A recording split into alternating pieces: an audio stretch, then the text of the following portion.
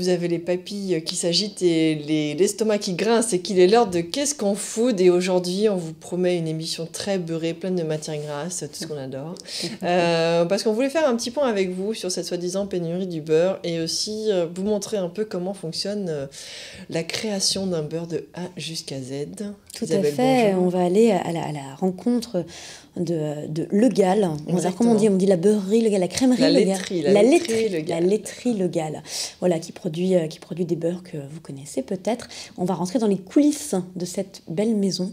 Ça va être assez beurré, effectivement. Complètement. À côté de ça, comme on parle de pénurie, on avait envie de vous parler d'une gastronomie qui ne nécessite pas énormément de matière grasse et de beurre. Quasiment jamais d'ailleurs. C'est ça, comme ça, si vraiment c'est la pénurie, mais on va le voir que a priori pas du tout, vous pourrez toujours aller vous réfugier dans un restaurant japonais qui s'appelle Ao Izakaya, qui est donc situé à Paris, et puis aller vous faire vibrer vos papilles à un festival de gastronomie chinoise qui a lieu à Lyon très bientôt. C'est parti. On y va ?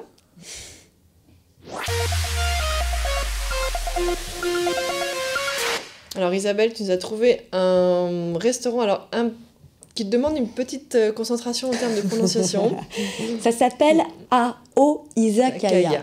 Ao, ça veut dire bleu en japonais, et en fait c'est une référence au lieu qui a une décoration bleutée, comme on le voit là, un joli bleu indigo qui en fait est décliné comme ça sur les murs de bas en haut.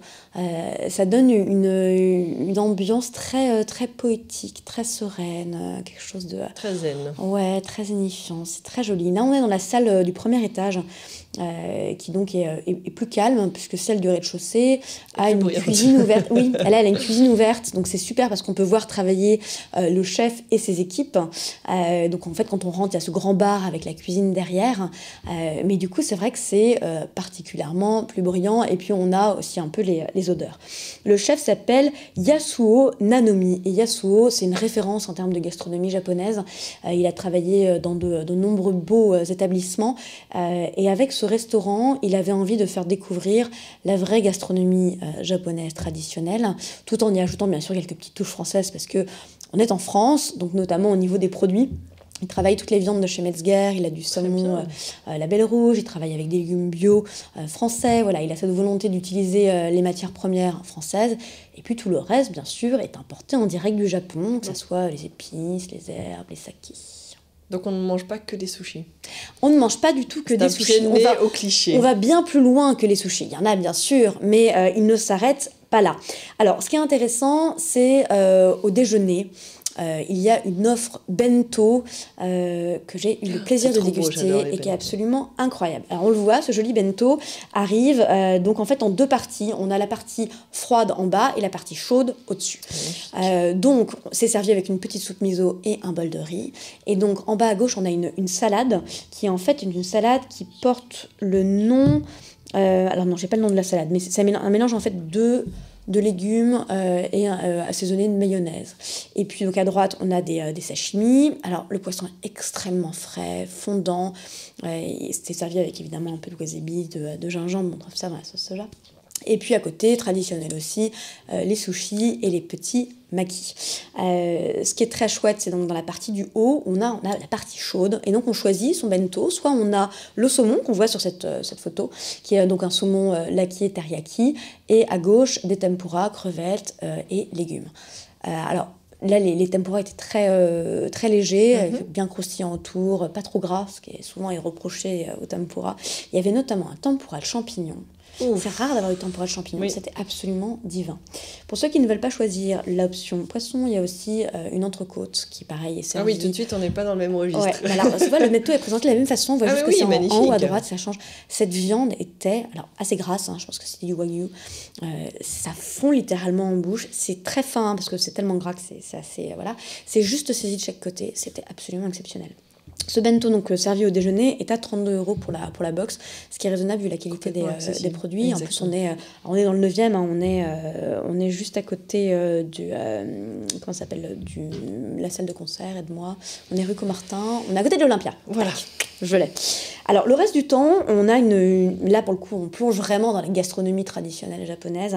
Le chef propose ce qu'il appelle le menu omakase, qui est donc servi en 7 plats selon son humeur. C'est carte blanche pour le chef, qui là coûte un peu plus cher, on est à 65 €. Et où donc, il présente plein de petites assiettes. Alors, il y a aussi, donc, évidemment, il va y avoir toute une partie sashimi, comme on le voit là, avec donc là le thon, la dorade. C'est très élégant. Hein. Mais on va aussi avoir des plats plus étonnants, plus surprenants, comme notamment une escalope de foie gras à la plancha sur un riz de sushi avec une sauce teriyaki. Ou alors, comme on le voit à l'écran, un carpaccio de saumon parfumé au yuzu. Ça a l'air délicieux. Il y a aussi une demi-aubergine grillée au miso bio, ça c'est absolument dingue. Ou encore un filet de bœuf mi-cuit avec une sauce aigre douce vinaigrée. Donc on voit que les dressages sont très élégants, c'est très raffiné, c'est assez subtil et c'est enchantant. Là, on voit l'escalope de foie gras. Ah oui, effectivement, il y a vraiment du travail. Il y a un travail fou. Ce beau mariage entre la France et le Japon, c'est joli, hein. Vraiment on retrouve toutes les saveurs et puis les ingrédients phares de chaque pays. J'en profite justement pour vous rappeler que vous pouvez nous suivre sur YouTube et Facebook Live si vous avez envie de poser vos questions en direct. Tout à fait, si vous avez des questions sur justement aussi bien la gastronomie japonaise que les sujets qui suivent, posez-nous vos questions, nous sommes là en direct. Donc voilà, une très belle cuisine avec, alors petit plus, une bibliothèque de saké absolument incroyable, avec vraiment des produits qu'on n'a pas l'habitude de retrouver, dont un saké trouble. C'est pas souvent qu'on en trouve, mais aussi plein d'autres choses assez intéressantes, un saké pétillant. Voilà, donc il y a de quoi découvrir des très belles choses. C'est créatif, c'est original, ça dépayse complètement, c'est fin, c'est subtil, c'est raffiné. J'ai été complètement enchantée par cette adresse. On l'entend complètement, Isabelle. Ah ouais, non, je pense que là, le message est bien passé. Donc pour aller y déjeuner, je rappelle, c'est Ao Izakaya, c'est 12 rue de Comartin dans le 9e, déjeuner du lundi au vendredi, dîner du lundi au samedi. Allez-y, vous ne serez pas déçus. Merci beaucoup, ça avait l'air délicieux en tout cas. On fait une courte pause et on revient vous parler de beurre.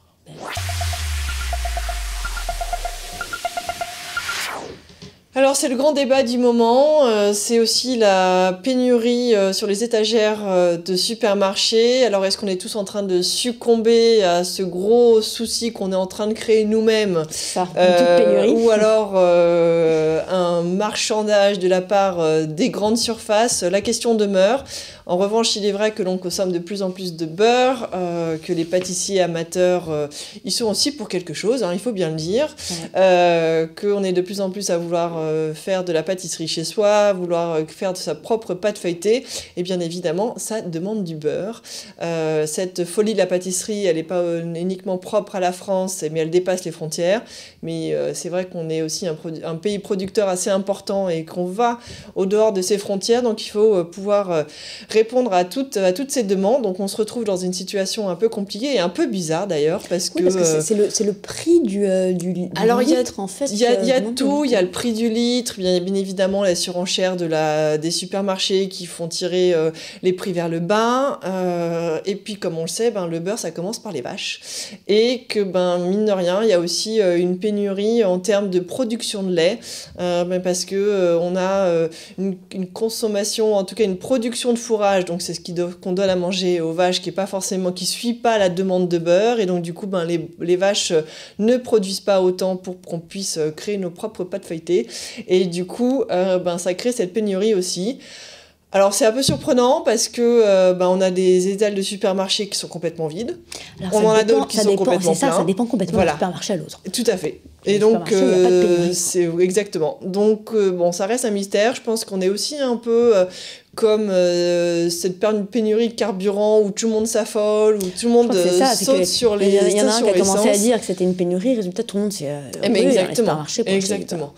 Donc voilà, je pense qu'il faut aussi prendre les choses avec précaution. Je doute qu'on aille vraiment vers une pénurie. Je pense que c'est tout à chacun aussi d'être responsable et de réguler un peu sa consommation, et qu'on n'est pas obligé de sauter sur 4 modes de beurre dès qu'on arrive dans un supermarché pour remplir son frigo. Voilà, tout est une question de régulation, d'équilibre, et je suis sûre qu'on parviendra à trouver une solution. Mais du coup, c'était l'occasion pour nous de vous faire un petit point justement sur ce beurre et comment est-il fabriqué. Alors, j'ai eu la chance de pouvoir aller visiter les usines de la laiterie Le Gall. Alors, je ne sais pas si vous connaissez, on voit un petit peu quelques échantillons à l'antenne. Donc, cette laiterie a été créée en 1923 à Quimper, donc ça date d'il y a quelques années maintenant. Ça fait partie d'un groupe, mais qui reste indépendant, et qui a pour ambition de continuer à réaliser son beurre de manière artisanale, et notamment le beurre de Baratte. Alors, je vais vous expliquer comment ça fonctionne. Là, justement, on voit la traite des vaches. On a vu donc la traite des vaches en train de se faire.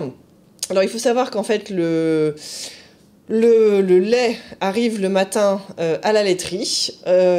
Et comment on crée un beurre? Donc, on écrème. Donc, on a son lait qui arrive à la laiterie. Il faut savoir qu'il faut à peu près 100 litres de lait pour 10 litres de crème. Donc, une fois qu'on a écrémé, on met ces crèmes en maturation, un peu comme du vin en fait, la fermentation. Il faut compter à peu près 15 heures en fermentation, sachant que chaque laiterie définit sa fermentation. Donc, ça veut dire qu'il y a des levures spécifiques à chaque laiterie, donc un goût aussi et des saveurs spécifiques. Ensuite, on met en Baratte. Donc, c'est ce qu'on a vu juste avant dans la vidéo. Et c'est ce fameux beurre en Baratte qui va prendre du temps et qui va... Baratter, ça veut dire l'étaler, le tourner, voilà, en fait. C'est ça, hein. le mixage du beurre, en fait, le malaxage du beurre. Un beurre de Baratte est donc un beurre malaxé. Malaxé, et de ce malaxage, entre guillemets, en fait, il y a un petit lait qui se crée qu'on va enlever au cours du processus. Et ce petit lait, en fait, ce qu'on appelle le lait ribot, le fameux lait ribot. Et ensuite, il est donné, par exemple, il est renvoyé dans les fermes, aux cochons, etc.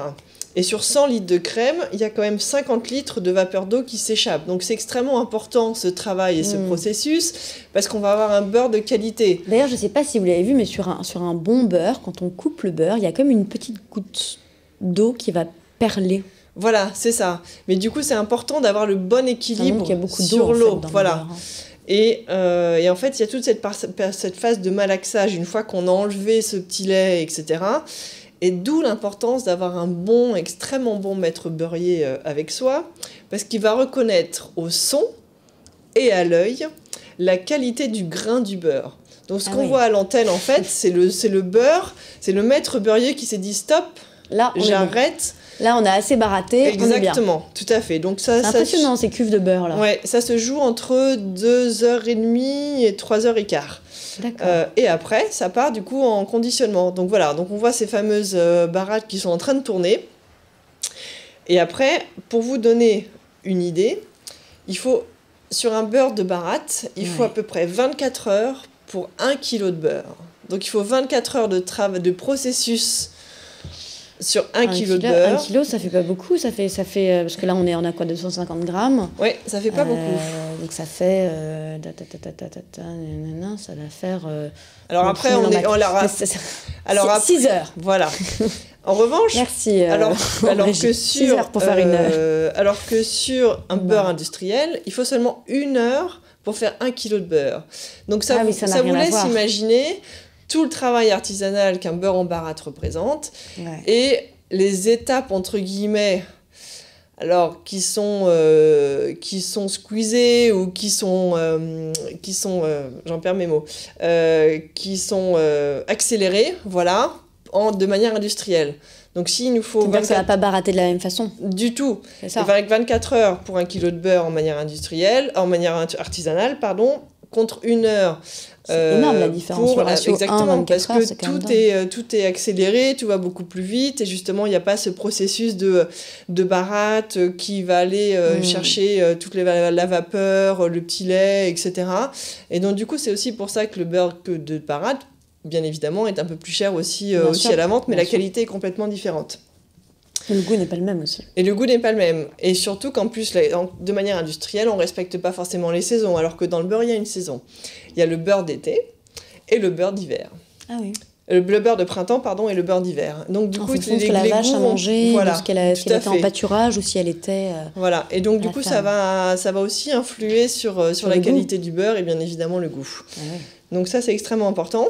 Donc je vous ai apporté quelques exemples sur le plateau, avec notamment donc un beurre de Bharat Bio. Alors il faut savoir que la beurre de Bharat Bio représente de plus en plus la production est de plus en plus importante chez Le Gall notamment. C'est une vraie demande de la part du grand public. Et ils font extrêmement attention aussi dans leur système de fabrication, c'est-à-dire que c'est le bio qui va être réalisé en premier, et ensuite le beurre traditionnel, enfin non bio. Donc c'est vraiment important. Faire passer d'abord le bio. Le lait donc c'est le lait en fait qui est bio à la base. Exactement, tout à fait. Et ensuite le lait plus traditionnel. Donc c'est important de suivre ce processus-là, et ensuite bien évidemment les barattes sont nettoyées pour pouvoir refaire la production du lendemain. Voilà. Donc on a alors bien évidemment il y a aussi différents types de beurre. Il y a le beurre doux, il y a le beurre salé, qui représente aussi une consommation de plus en plus importante de la part du grand public. Et comme dans le vin, il y a aussi des grands crus. Des grands crus. Et voilà. Et donc du coup, je vous propose de faire une petite dégustation des différents beurres que nous avons. Donc là, tout à fait. On a le beurre de Bharat à l'ancienne, donc doux, qui est bio. Voilà. On a le beurre de Bharat demi-sel et on a le grand cru. Alors, ça va être quoi la différence entre un le grand cru, ça va être le choix de la crème. C'est une crème qui est pas pasteurisée, donc on est sur des processus de fabrication un petit peu différents. D'accord. Donc donc du coup on va avoir du lait cru, c'est ça? Voilà, tout à fait. Alors, on commence avec donc le doux bio. Le doux bio. Tac. Allons-y. Je laisse le couteau. Hop. Alors, beurre bio.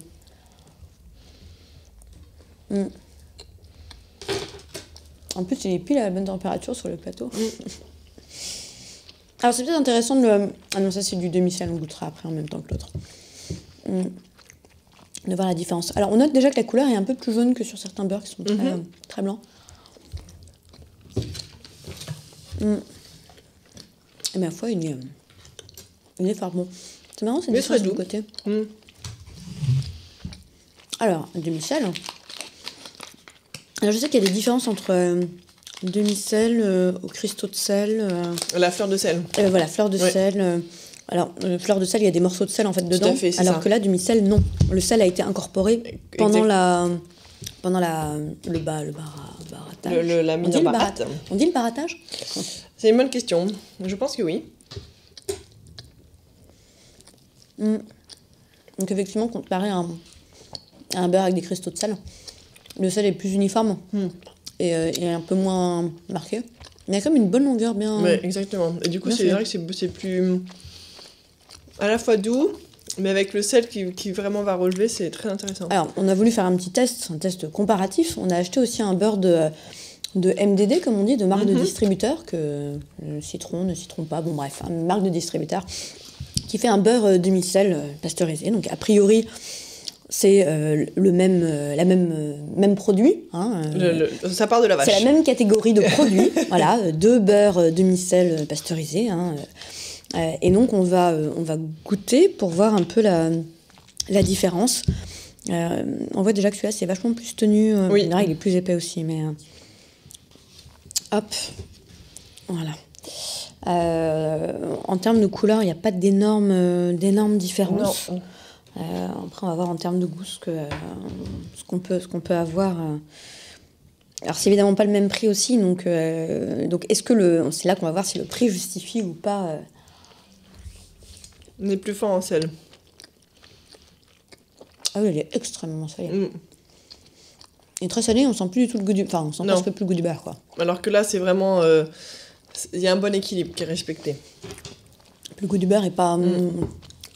je vais pas dire qu'il est rance, faut pas exagérer, loin de là, mais... Il est pas présent. Il a pas... Très neutre. C'est très neutre, je trouve. Non, c'est moins bon. Sans surprise, me diras-tu. Mais non, mais c'est intéressant de vérifier quand même qu'effectivement, c'est... c'est moins bon. Et c'est vrai que c'est très salé. On a limite l'impression qu'ils ont mis beaucoup de sel pour cacher que le beurre n'avait pas beaucoup de goût et pour lui donner justement. Et alors là, on est sur le grand cru. Alors le grand cru, donc tu t'as dit, c'est quoi la différence? C'est que c'est du...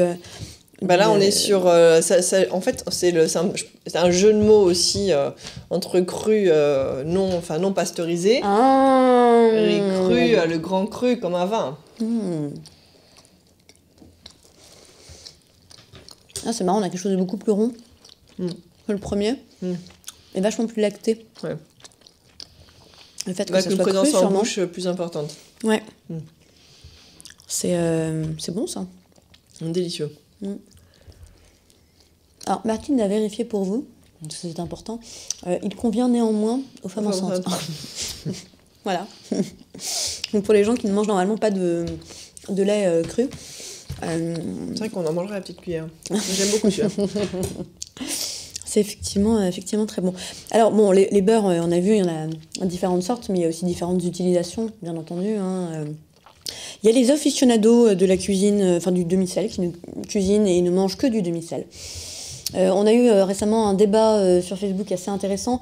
Un journaliste food citait un chef breton en disant la cuisine, c'est au beurre doux et pas au beurre salé. Et là, c'est attention, le début du drame. Mais c'est pas possible qu'il ait dit ça.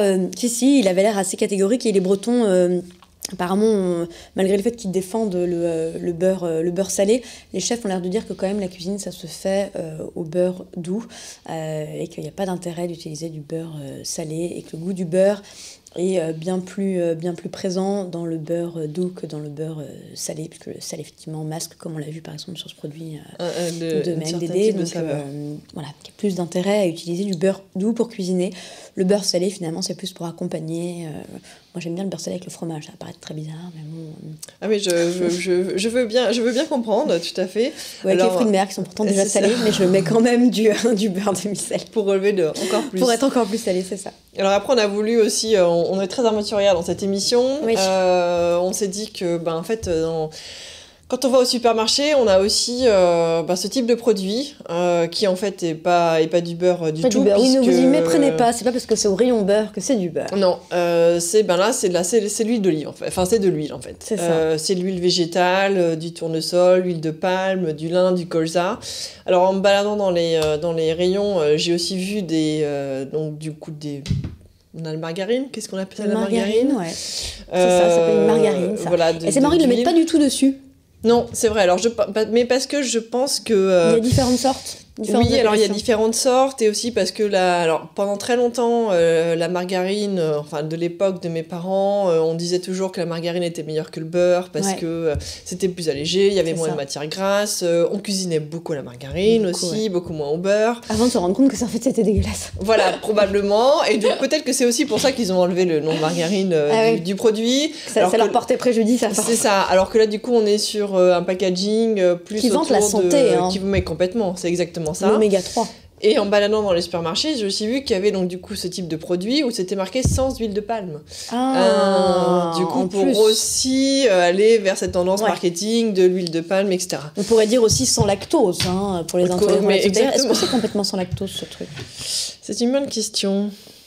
Issu de la pression de graines de tournesol, j'ai l'impression, oui. Ouais, donc en plus c'est sans lactose. Donc ça c'est effectivement bien pour les intolérants à lactose. Et pour ceux qui donc font attention à tout ce qui est diabète, en fait, c'est ça le problème. C'est exactement. Du donc beurre, voilà, on est sur peut-être une couleur un poil plus. C'est un peu plus clair, ouais. Un peu plus clair. J'ai souvenir qu'en texture c'est vachement plus mou. Ah oui, ça l'est complètement, oui. Alors qu'on voit bien la différence. Donc, oui, c'est beaucoup plus mou. Un goût très très neutre. Hein. Ah oui, on dirait du beurre complètement fondu. Au nez, on sent pas grand-chose. Non, on sent le pain.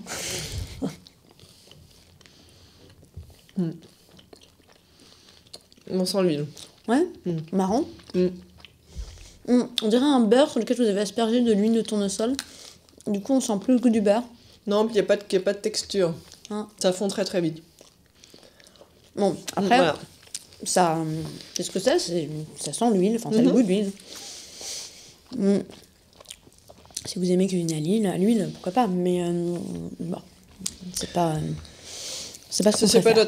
notre préféré. Enfin, en tout cas, voilà, nous on vous Nous, on milite pour le conseille. beurre. C'est ça, le beurre, le vrai. Vous pouvez Particulièrement retrouver, celui au lait cru.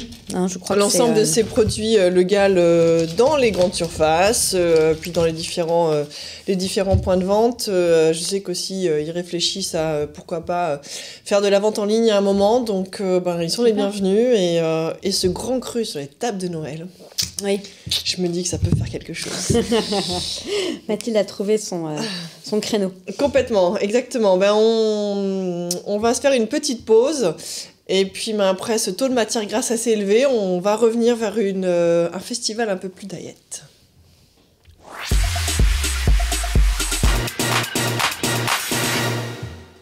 Alors, qui dit... alors, on a parlé d'un restaurant japonais, et bien évidemment, on repart du côté de l'Asie. Tout à fait. Pour aller voir ce qui se passe du côté des baguettes magiques. Exactement. Alors, on le sait, la cuisine chinoise a assez explosé ces dernières années. On en parle de plus en plus, on la trouve de plus en plus. C'est plus seulement le traiteur chinois du quartier qui fait des choses assez douteuses et qui parfois en plus fait aussi de la cuisine japonaise. Enfin bref, c'est bizarre. On se trouve maintenant face à des vrais restaurants chinois qui assument les cuisines régionales. Donc on voit souvent des restaurants à la cuisine. Alors Canton est celle qu'on connaît le plus parce que riz cantonais, mais il y a aussi Sichuan et puis beaucoup d'autres. Très bien la cuisine Sichuan d'ailleurs. Ouais. Les épicées, très épicé, j'aime ouais. beaucoup.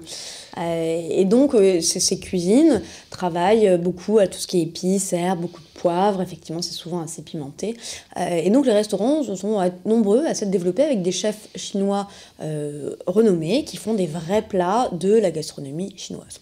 Ça fait déjà quelque temps qu'à Paris s'est créé un festival autour de la gastronomie chinoise, la Chinese Week. Chinese Week. Qui donc fait le tour de restaurants partenaires qui proposent une vraie cuisine chinoise régionale. Ça s'est aussi installé à Lyon et c'est de ça dont on veut vous parler aujourd'hui. Donc ce festival s'appelle les Baguettes Magiques. Déjà le nom nous plaît assez. Ça a donc lieu du 14 au 24 novembre, donc ça dure quand même 10 jours. Ça c'est l'avantage, c'est qu'on aura le temps d'en profiter, d'en faire le tour. Et d'aller jusqu'à Lyon. Et d'aller jusqu'à Lyon pour ceux qui ne sont pas à Lyon, tout à fait. Et donc c'est à l'initiative du Nouvel Institut franco-chinois. Donc ce Nouvel Institut a bien sûr la vocation de promouvoir tout ce qui est culture chinoise en France. Et la culture chinoise passe bien sûr évidemment par la gastronomie. Et la gastronomie, ça englobe aussi le thé. Hein. On sait qu'il y a une grosse culture du thé, que c'est quelque chose de très important en Chine. Et donc, c'est le seul festival à Lyon qui est dédié à la gastronomie chinoise. Mais alors, sous toutes ses formes. Ça ne s'arrête pas seulement... on ne mange pas que des dumplings. On ne mange pas que des dumplings, exactement. Ça va bien plus loin. Donc là, c'est la deuxième édition. Et donc, pendant 10 jours... des chefs français et chinois vont collaborer ensemble. Là, c'est là que c'est intéressant. C'est aussi un peu comme on l'a vu chez AO, une fusion entre deux cultures pour présenter un parcours gastronomique à travers la ville qui va aussi bien présenter des designers chinois que des chefs avec des ateliers de dégustation. Donc, on verra comment cuisiner chinois avec des produits du terroir lyonnais. Ça va être marrant parce que c'est vraiment original. Réinventer la cuisine chinoise au fil des saisons et comment intégrer le thé dans la cuisine. On se retrouve donc à Lyon du 14 au 24 novembre pour ce festival. Merci beaucoup Isabelle, ça donne envie d'aller voyager. Et nous, on vous donne rendez-vous la semaine prochaine et on va faire un petit tour du côté des ustensiles de cuisine et comment bien les choisir. Bonne semaine à tous.